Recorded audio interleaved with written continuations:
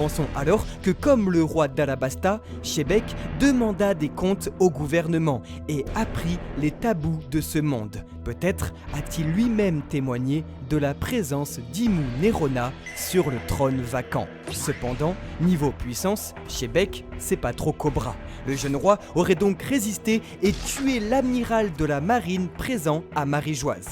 En effet, comme Fujitora et Aramaki, on vous rappellera que durant une rêverie, des amiraux sont convoqués pour protéger la Terre Sainte et ses habitants dragons célestes de potentiels débordements. Tuer ainsi un amiral de la marine relève d'un exploit absolument phénoménal et tout bonnement inégalé de tout le manga. Un crime si puissant qui attira toute l'attention sur Rox, permettant donc à Harald, comme il le dit lui-même, de s'enfuir sans avoir de problème. C'est ainsi que Rox retourna à son royaume devenu une terre ostracisée du gouvernement et donc sans foi ni loi, un pays de criminels. Ici, comme nous l'apprenions dans le chapitre 958, Shebek n'eut d'autre choix que de former son propre équipage de hors-la-loi, en commençant par l'orphelin Edward de Newgate, le puissant Shiki le Lion d'Or et la terrible Miss Stussy Buckingham.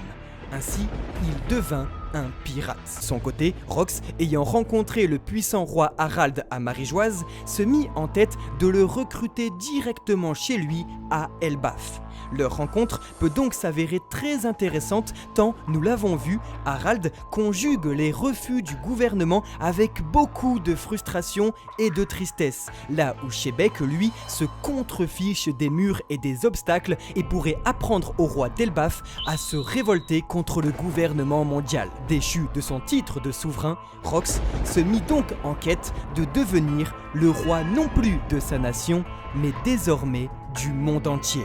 Car la pierre le sait, son heure viendra.